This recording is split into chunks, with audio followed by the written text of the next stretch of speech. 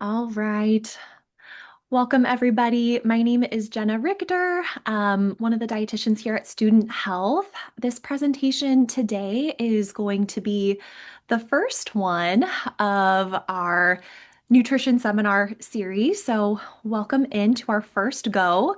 This presentation today is going to be on meal planning and prepping, put on by one of our lovely student health dietitians, May Reese. So with that, I'll go ahead and let her get started. If anyone has questions throughout the presentation, go ahead and just drop them in the chat. We're going to save questions till the very end, but we'll do our best to get to all of them. So go ahead and drop them in the chat throughout the presentation if you have any. And with that, we'll go ahead and get started. All right. Hello, everyone. Thank you, Jenna, for introducing me. Again, my name is May. I'm one of the Student Health Registered Dietitians at Student Health Services. So today we'll be starting and covering the topic of meal planning and prepping. I know this is definitely a commonly asked question in a lot of our nutrition visits. So we wanted to just kind of go over it today in a lot more detail. So we'll go ahead and get started. So the first question I like to ask is, I want to put this all out to you all. What do you find to be the most challenging about the meal planning process? So a lot of the things I hear in session are, lack of time, unsure how to get started, really feeling overwhelmed by too many choices, or just generally having trouble sticking to a plan. So what I will do is I'm going to put out a quick poll. Is everyone able to see that?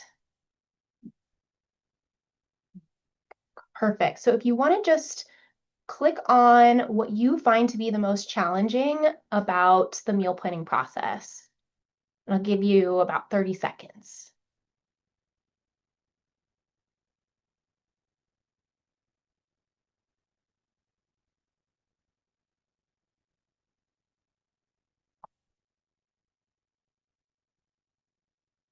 All right, and just a little longer. Okay. All right. And so some common themes here, it seems like there's actually a spread of different reasons. So, some people said lack of time. A lot of people said unsure really even how to get started, overwhelmed by too many choices, and really trouble sticking to the plan. So it sounds kind of like all of it. And we will cover really all of those barriers in detail throughout this session. Okay.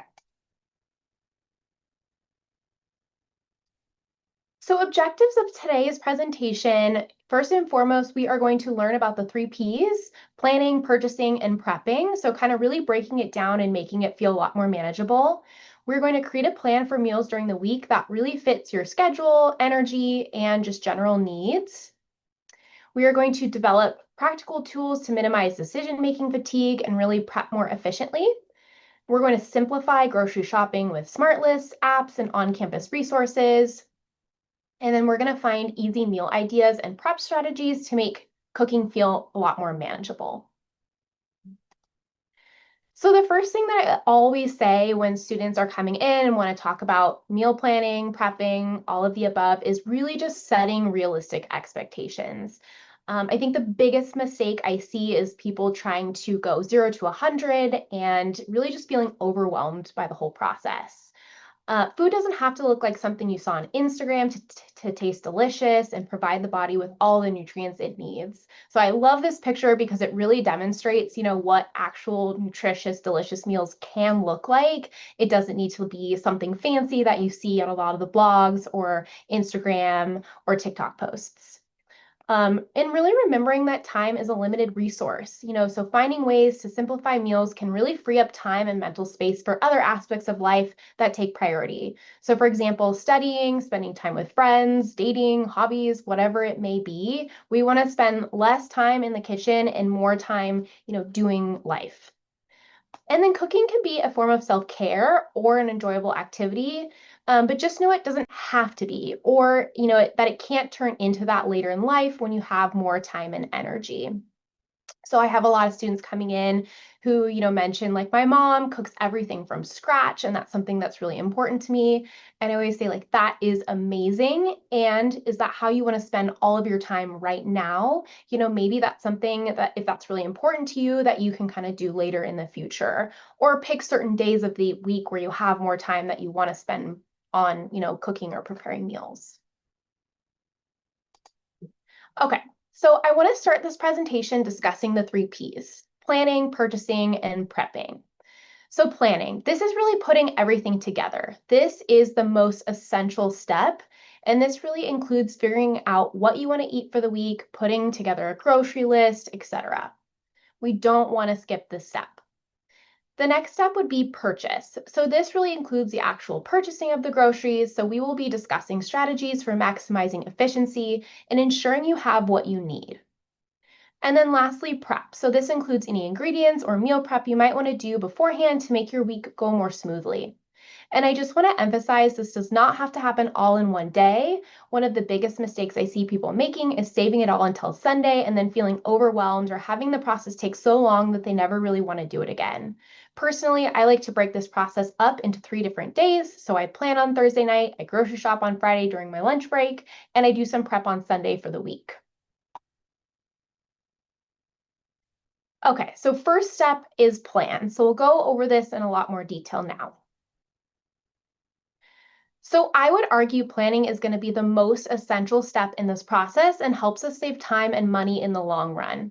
First, you want to visualize your upcoming week or even just the next few days. Maybe you're looking at your Google Calendar. Maybe some of us are old-fashioned and we have a written calendar. Maybe we do this in our head. The goal is we want to come up with a plan that actually works with our schedule.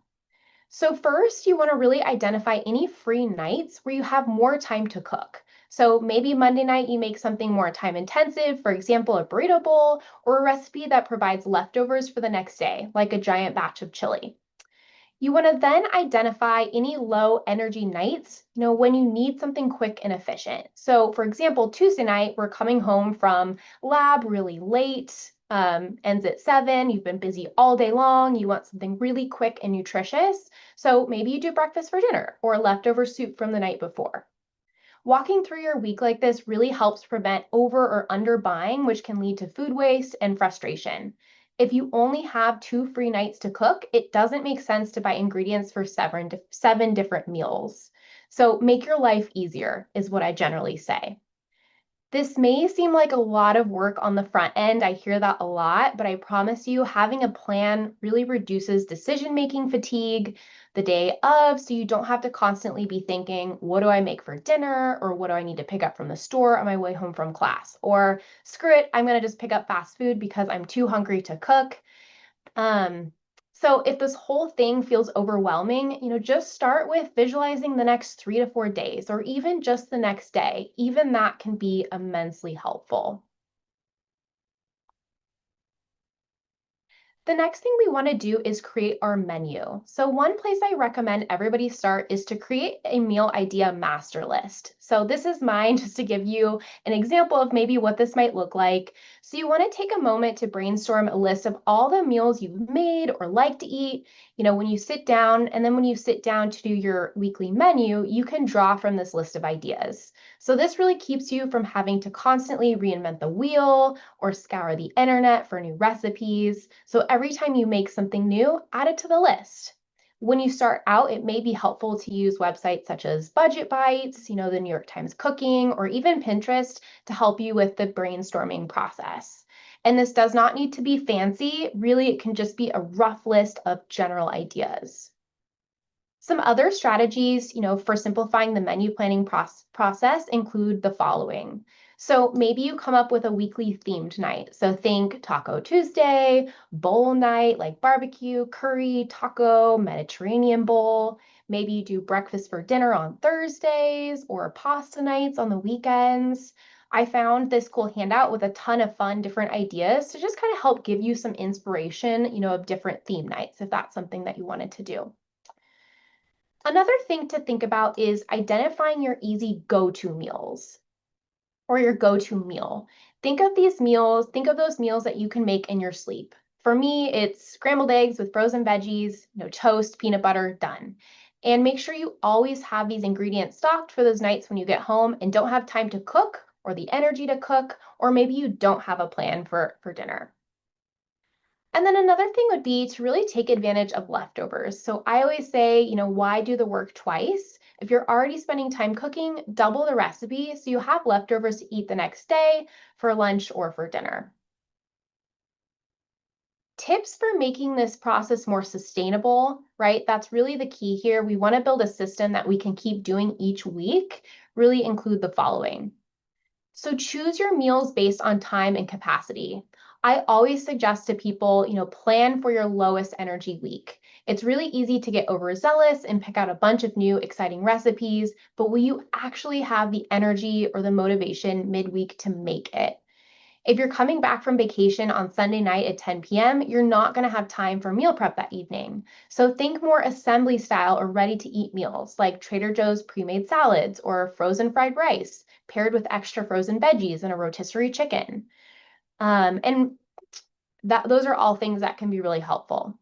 Another thing to think about is prioritizing fresher ingredients earlier in the week. So think raw meat, tender veggies like lettuce, tomato, cucumber. The sooner you cook them, the less risk there is of these things going bad. So if you buy fresh chicken, you typically have about 3 to 5 days to cook it. So don't plan to make big chicken on Saturday if you did your grocery shopping the previous Sunday. Another thing to keep in mind is being mindful of ingredients. If you're new to cooking, be careful of recipes with really long ingredient lists or lots of steps. I'd also avoid choosing recipes with rare or less commonly used ingredients. So think spelt flour or saffron or garlic truffle oil, unless you see yourself using it often. It can also be helpful to prioritize in-season produce, which is typically fresher and less expensive. If it's not strawberry season, I highly recommend choosing frozen or picking a different type of fruit, which is in season. And then another thing to think about is really avoid making too much. So ask yourself, how many times do I realistically want to eat this? Most people find that after 2 to 3 nights of the same leftover, they're over it and they want something new. So if you're making a big batch of soup, you may want to be realistic about, I don't want to eat this for 7 days. Plus, it probably is not going to stay good for 7 days. And then another big thing is if you live with friends or roommates, consider switching off cooking nights or planning a few meals together. This can really help decrease the workload and can be really a fun way to start, getting more into cooking. Last, plan when all of this happens. As I mentioned earlier, I suggest breaking it up between several different days. So for example, maybe Thursday, you choose some meal ideas and you come up with your grocery list. Maybe Friday, you pick up some groceries from the store. And then maybe Monday, you do some meal prep. Maybe you make overnight oats or batch prep ground turkey for some rice bowls. Oops, sorry, lost my spot. Okay. The focus of this presentation is less nutrition, more planning, but if you are considering how to bring balance into some of the meals, a quick mental checklist could include asking yourself, does this meal contain the magic four? So protein, fat, carb, and color. Some students enjoy using the specific handout for their weekly planning. And stay tuned, the focus of our next month's seminar will be how to create balanced meals and snacks, so we'll go into this in a lot more detail. Okay, so what is our plan? Let's pretend we meal prep some overnight oats on Sunday night, but we didn't want to do a big Sunday meal prep. Instead, we identified three free nights and decided to go with the following recipes. So for example, Monday night, we're going to do bowl night. So we're making some taco bowls. Thursday night, we're going to make a pesto pasta with chicken, tortellini, and broccoli. And then Saturday, we plan to buy some stuff for chicken fried rice and veggies. We're also buying some deli meat and sandwich fixings for various lunches throughout the week. So you can kind of see how I plan this out. And again, I just want to emphasize, it does not need to look like this. This is definitely a very detailed version, but just to give you kind of an idea. Notice some trends. So taco bowls, which contain fresher ingredients like raw chicken and salsa, are reserved for earlier in the week. We are also using this as a meal prep and making several portions that we can then eat for leftovers. So for example, Wednesday for dinner, we're having some leftover taco bowls. We're also having this Thursday for lunch. The chicken fried rice, which contains more frozen items, is prioritized for later in the week. Tuesday, when we get home late from our lab meeting, we're doing something super simple like canned lentil soup with toasted bread. Monday, we don't have anything prepped for lunch and don't have time to cook, but we chose a potential lunch option on campus. By choosing something ahead of time, you reduce decision-making fatigue and are more likely to make a health-minded decision. So these meals are determined by, maybe where you're on campus. So maybe you're near the dining hall or certain restaurants, or based on what you will have access to in the moment. So a fridge, a microwave, a can opener, etc. So for lunch on Monday, we chose to go to Santorini Grill because it's easy and we know that we can get a healthy option there versus wandering through Price Center and deciding in the moment what we want to eat. I also want to point out that breakfast is not included, not because you don't need to think about breakfast, but to emphasize that planning doesn't mean you need to think of all 21 meals for the week. Maybe breakfast is something simple, such as yogurt, fruit, and granola out the door. Or maybe breakfast is something you would like to make ahead, such as chia pudding or overnight oats. It's totally up to you. What happens if plans change? It's okay, even necessary, to be flexible. So for example, your friends want to go out to eat after your lab meeting. You were supposed to have canned soup and toasted bread. That's why it's helpful to build in at least one frozen or canned meal for the week, because if you have to push it to the next week or day, the ingredients won't go bad.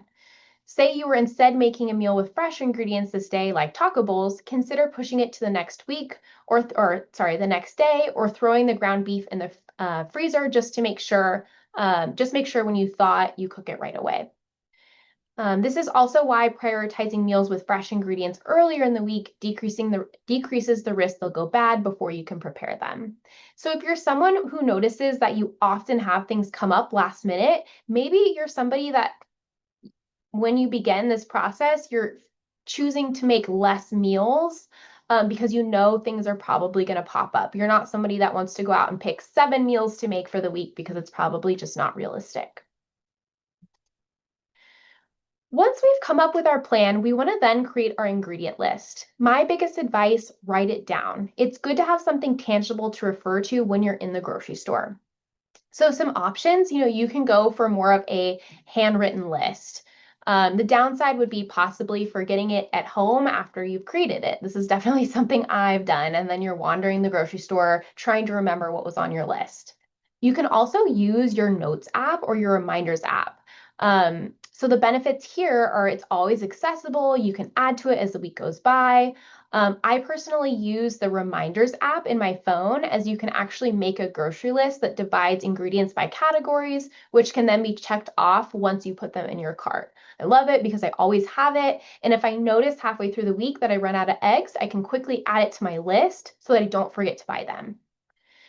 There's also apps such as Paprika or Mealime, which are free and give you inspiration based on things you typically prepare. So you can click on recipes and it will actually pull ingredients for those recipes and actually compile a list for you. So if this is something that you're interested in looking into, this can be a great option.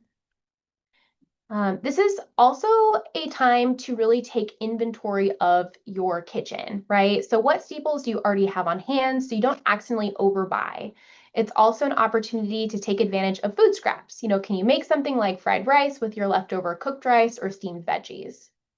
If you notice there are certain ingredients you consistently find yourself buying, so think rice, maybe chicken breast, chicken broth, consider buying in bulk to save money. Stores like Costco or bulk bins like Sprouts can be a great option for buying a huge, maybe packet of frozen chicken or a massive bag of dry rice that you then cook throughout the week. And so you would definitely want to check, you don't need to buy fresh chicken if you have a ton of frozen chicken in your freezer.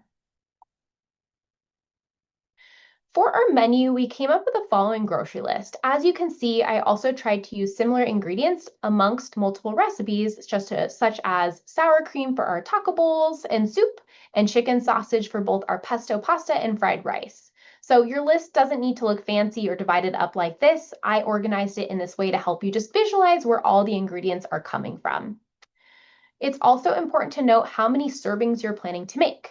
for each of these recipes. So if you're making 3 servings of taco bowls, you have leftovers, make sure you get enough ingredients for 3 servings of taco bowls.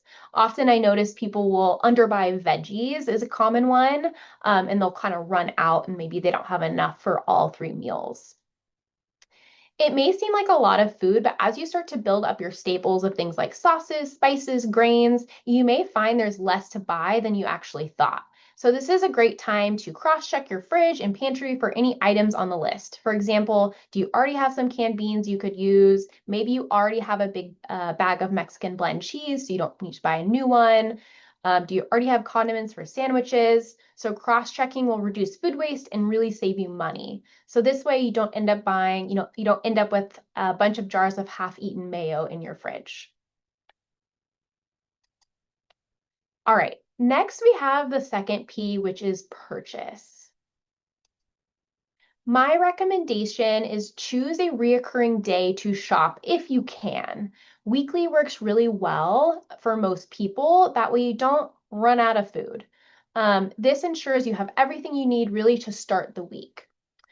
Try your best when you're going into the grocery store to really stick to the list. Again, this will reduce impulse purchases when you're at the store and help you save money. Consider supplemental food resources. So UCSD campus has many great options. There is the Triton Food Pantry, where students are allotted points each week to spend on certain food items. So this is available for all students. There's no stipulations or income requirements. There are CSA boxes available for grad students. You can apply at the beginning of each quarter, and there are reduced price or free boxes based on need. So CSA boxes are typically locally grown fresh produce. CalFresh is a great resource. So this provides monthly allotments provided by the state based on need. So the Basic Needs Center can help you apply if it's something you think you may qualify for.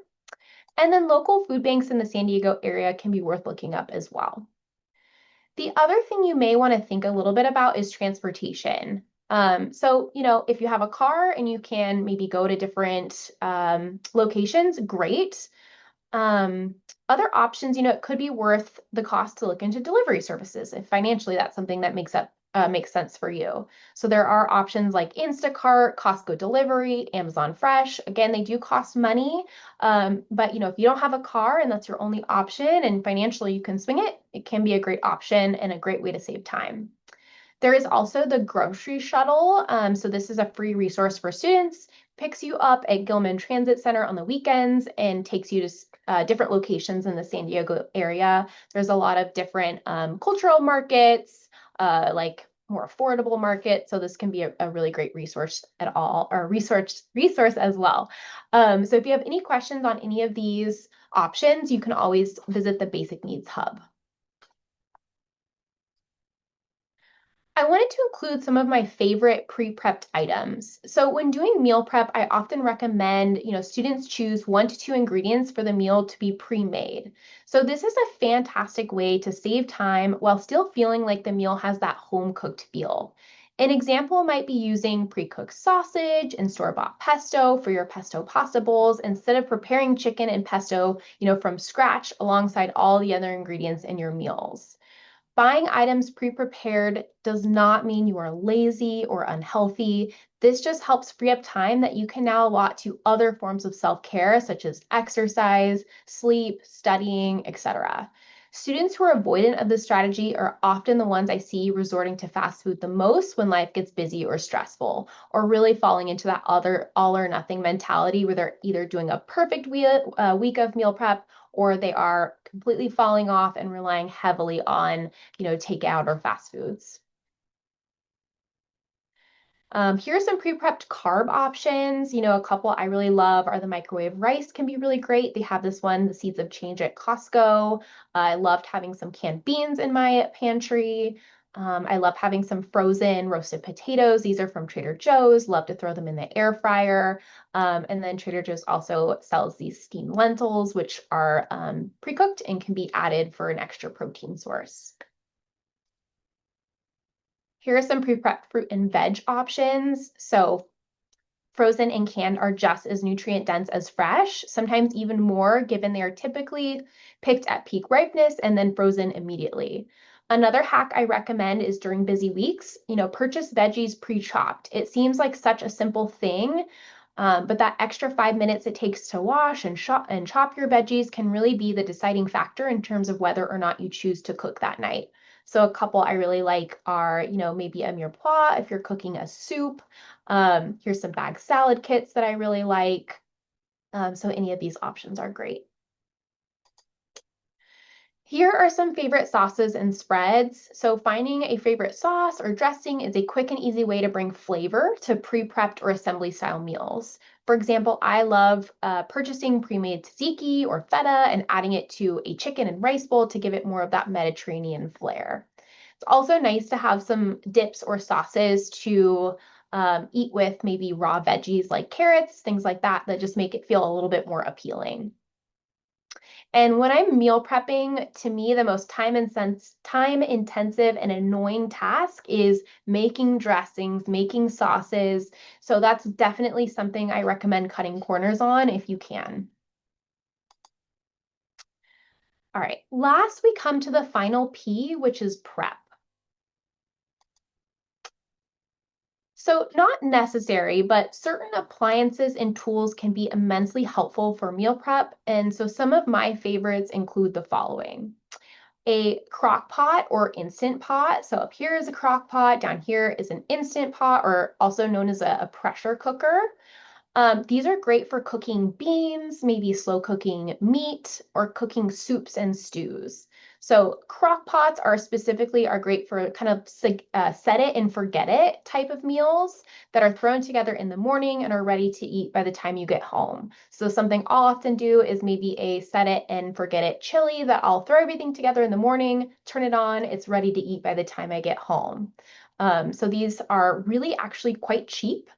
You can find them for $20 to $30 and can really save a lot of time. Another great option are sheet pan meals. So these are some sheet pans to have.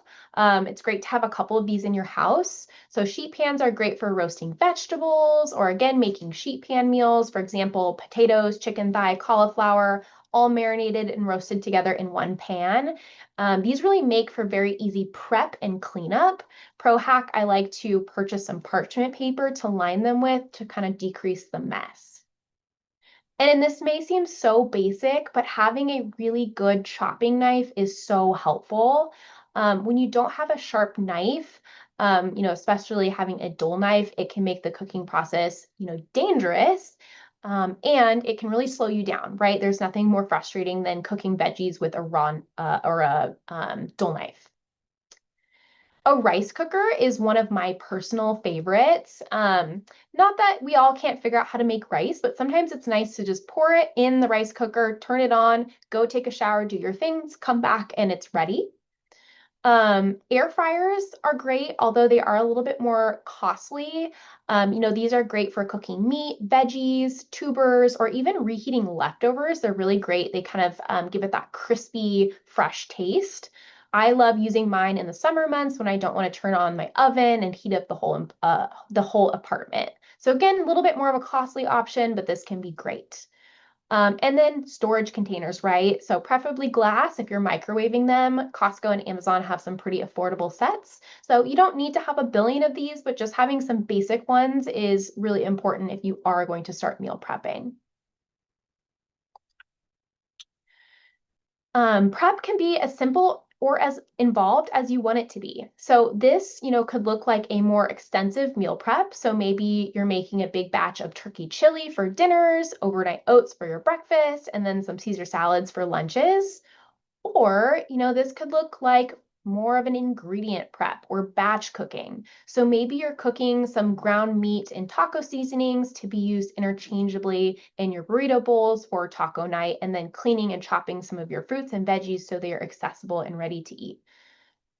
Or you could skip prep entirely and just focus on cooking or assembling your meals the night of, possibly using this time to make a double portion or be eaten as leftovers the next day.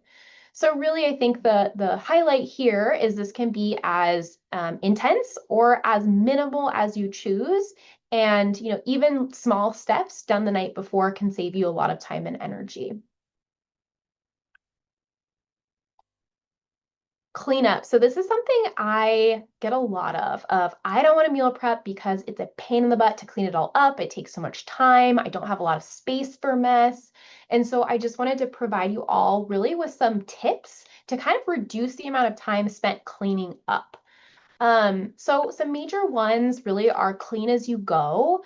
So an example would be like putting scraps directly into the trash or compost bowl, maybe loading the dishwasher while food cooks, wiping counters between steps versus cooking everything, throwing everything in the dish, into the sink, and then having this mound of dishes that you then have to clean afterwards. So cooking as you go, highly recommend it. Or sorry, cleaning as you go, highly recommend it. Next would be limiting tools and bowls, choosing recipes that use one pan or one pot or a sheet pan recipe, or reusing the same cutting board when it's safe, right? You don't want to cook or chop meat and then chop vegetables, but using the same cutting board for multiple different vegetables is a great way to do that. Or measuring ingredients directly into the pot when possible versus measuring everything out. It's pretty to put everything out into small little bowls, but who wants to wash all those small little bowls, right? Another thing I mentioned this earlier is lining things. So parchment paper, foil, or silicone mats on sheet pans can be really great. And this really can cut down on the cleaning time. They also sell these air fryer liners. If you have an air fryer, they can be pretty annoying to clean. So these liners save you mess and also allow that air to circulate through. So these can be a great purchase.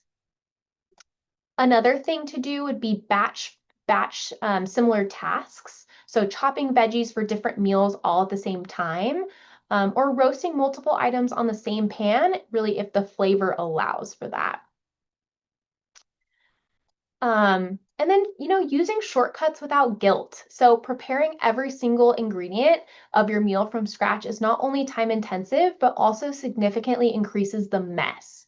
So if making a chicken Caesar salad, maybe you think about purchasing pre-made dressing and rotisserie chicken. Now all you have to worry about is chopping veggies. When I first started to cook more and meal prep, I was notorious for feeling like I had to make everything from scratch. I would make a salad and I would make the dressing fresh. I would chop every single vegetable. I would cook the chicken, marinate it. I would add, all these different things. And then this meal took me 3 hours and then I had to clean up. And for what, right? And so learning to cut corners can really make this process more sustainable and save you mess. And then lastly, dividing up prep between several days. So this is another big hack. Maybe on Saturday, you thaw and marinate the chicken. And then maybe on Sunday, you grill it, right? Instead of doing everything in the same day, we're just splitting it up between 2 different days. And this can feel a lot more doable. The big takeaway here, right? Meal prep is meant to be a tool to help you and not to overwhelm you. My biggest advice is to really start small and build up based on comfort and capacity. So maybe just start with one small step. Maybe all you're doing is marinating some chicken breast the night before you plan to cook it the next day. That's all you do, that's all you start with. Or maybe you just start with rinsing and chopping some veggies ahead of time so that it's easier to eat them throughout the week with maybe a veggie dip, or it's easier to cook them into meals, right? Maybe just start really small. Okay, questions. I know this was a lot of information. Thank you so much. That was awesome. I'll wait for just maybe a minute or two to see if any questions pop up. I don't think I saw any in the chat just yet. And while you all are thinking about any questions you might have, I did want to just share that the dietitians here at Student Health, we do meet with students on an individual basis. As long as you have UC, SHIP, or RAFT insurance, it is free to all students. If you have your own private insurance, we can see students for just a $20 copay. To see a dietitian, the only thing is you need a referral from either a medical provider at Student Health, so maybe a physician or a nurse practitioner. Again, this needs to be from Student Health. You can also be referred from a CAPS provider. So if you see a mental health provider, they can refer you to nutrition. Or the last entry point would be seeing a health coach through Health Promotion Services. They can refer you to nutrition as well. So just wanted to throw that out there. That is an option to students. So if you're ever interested, we can always see you through that route. Yeah.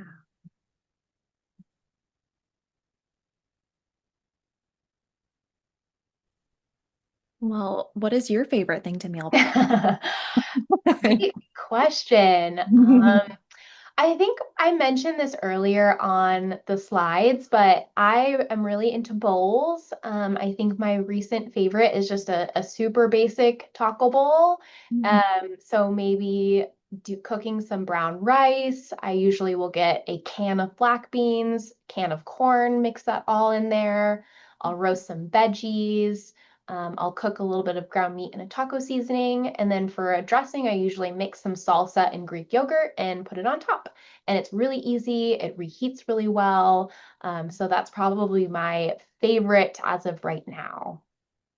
Like that's a good idea too, because I feel like ground meat and rice, like even if you just prep those two things or have those on Mhm. hand, like with all your fun like sauces and condiments, like you can convert it easily from like more like taco bowl-esque to like if you have tzatziki sauce, you can make it kind of Mediterranean-y, or if you have like some chili oil or something, you could do like a deconstructed like egg roll bowl too. So you can kind of mix it up like with some of those condiments too, like you mentioned.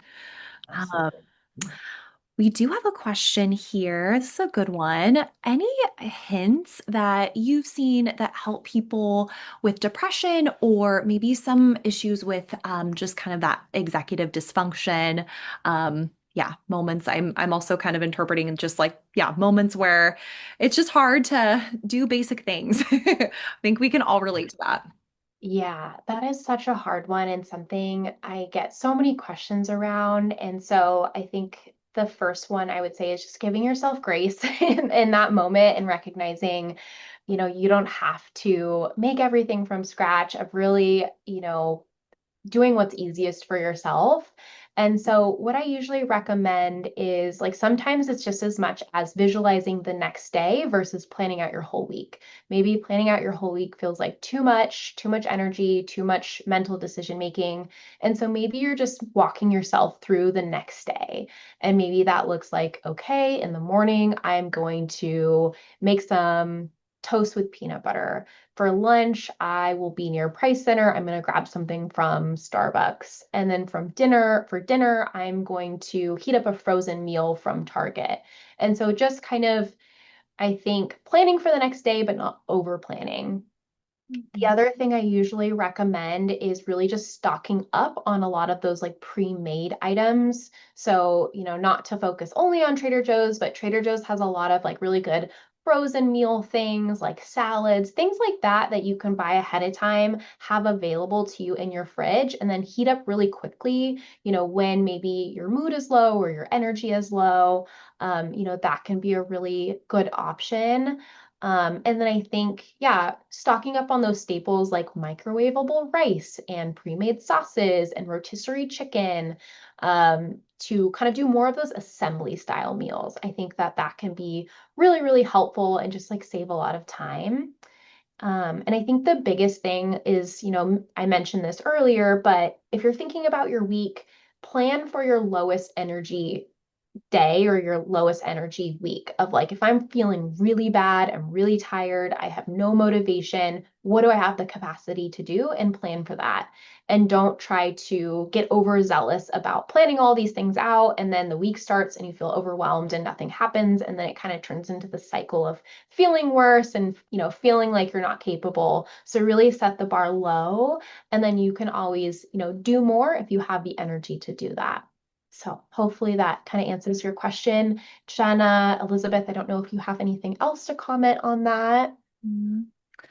Yeah, no, I fully agree. And I think similarly for, for my patients too, it's almost like I like calling it making like a 911 list of foods that you kind of have on hand, whether it's like on the fridge or like on your phone, like easy go-to stuff that like, it might not necessarily be the most balanced thing in the world, but maybe like May said, it's like a frozen mac and cheese from Trader Joe's that you can heat up really quick. Like because in those moments where you're not feeling very motivated to grocery shop or to do the things, to do life, if you will, sometimes you just need something quick and easy. And so I think too, like May said, like giving yourself that grace and compassion to just, eat something quick and easy. It's okay if it's not fully balanced, as long as it's readily available to you. So sometimes too, it's nice to like kind of have those foods on deck, like May said, at all times. Like if it's peanut butter, if it's like canned tuna or tofu, it's like, okay, I know that those things will last a pretty long time and they're pretty easy to throw together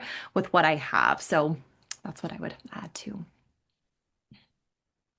Yeah, great I can question. chime in with a solution that I think really helps me too. That um, if you're able to afford it, I think that an air fryer is super helpful. If you just literally cannot even get yourself to put things on a pan, which are, chop up the veggies. If you just, if there's like single serving air fryers, I really like, or I like single person air fryers that you can make enough, I would say like for leftovers even in.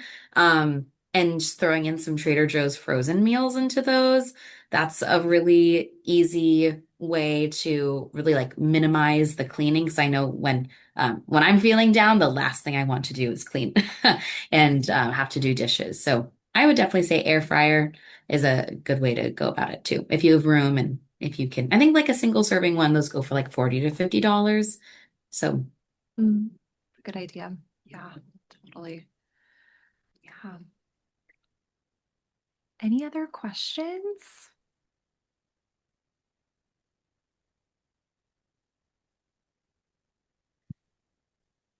And I will also mention, I know I mentioned this at the beginning, but we do have 3 upcoming seminars that you are all welcome to join. So next month will be meal plan, or no, creating balanced meals and snacks that will be run by Jenna.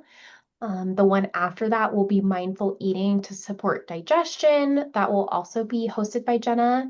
And then the week or the month after that, we will be doing some label reading, which I will be hosting. So the Zoom links are available on the Student Health website under the nutrition page. So feel free to sign up for those if you are interested. Cool. Looks like we've got one more question here. How do you get back on track with meal planning or prepping if you take a break or went off track? Which I think is a great question as we're coming out of this holiday break. Yes. I think this really speaks to what a lot of us have, which is that all or nothing thinking around meal planning and prepping of I either have to do it perfectly and I have to do it all, or I'm not going to do any of it at all. And so I think starting to, as I like to say, like live life in the gray a little bit and just acknowledge what do I have the capacity to do. And so maybe if it's a busy week, you don't have the capacity to do all these planned meals and breakfast and everything. Maybe you're just doing a couple batch prepped ingredients, like some cooked chicken or a big batch of rice, right? So that would be the first thing that I would maybe suggest, because I think often that's what keeps us feeling stuck is feeling like, okay, I have to get back on track, and getting back on track means I have to do everything perfectly and I have to do this whole thing, right? And that just feels overwhelming. And usually when you get that sense of overwhelm, that typically signals that you're trying to do too much. And so maybe just really starting small can be great. So yeah, that would probably be my suggestion. Do you have any thoughts, Jenna, Elizabeth? Oh, I agree. Yeah, like so to speak, taking those like bite-sized steps and yeah, starting small. I mean, I can speak to my own experience this first week back from break. I think I was like, I'm so motivated. I want to get back. I'm gonna meal prep this, and this. And did I do any of that before this week started? No, I did not. So, you want to know what I did? In my freezer, I had some, single serving, like little Trader Joe's meals that I just kind of dressed up. Um, I ordered myself Chipotle once this week, So I think sometimes life happens and it's okay if you're like, kind of having that motivation wax and wane. I also know that this sounds probably counterintuitive or like different than maybe what you might hear from like other dietitians. But I think, yeah, I think the most important thing is just feeding yourself consistently and, taking the pressure off yourself, like May said, and starting small.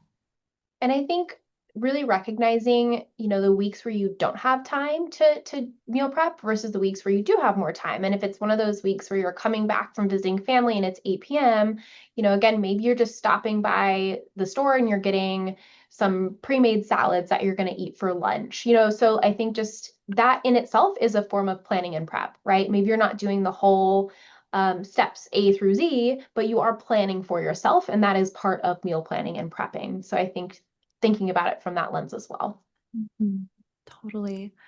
I think too, another helpful thing is having kind of maybe like a list in your phone or just somewhere where as you kind of move through this meal planning process and maybe you're like trying new recipes or you're feeling motivated to try new things, like making a list of your favorites. That way, like as time goes on and you're in moments where you're like, okay, I need to get back on track. At least you're not starting from square one and having to like come up with all these new recipes. You kind of already have your list of favorites and then you can kind of go from there. If I could assign homework to everyone, it would be starting with that. Making a list of all of the things you've made, things you enjoy, just to have a master list. Mhm. Cool. Any others today? You guys are coming up with some great questions.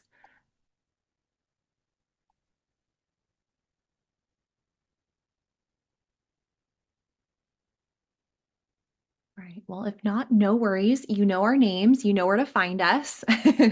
We are your friendly dietitians here in student health.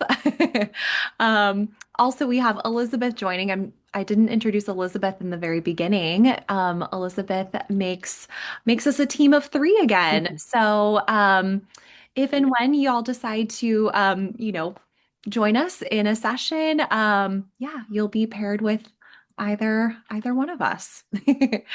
Um, cool. All right. Thank you all. Thank you.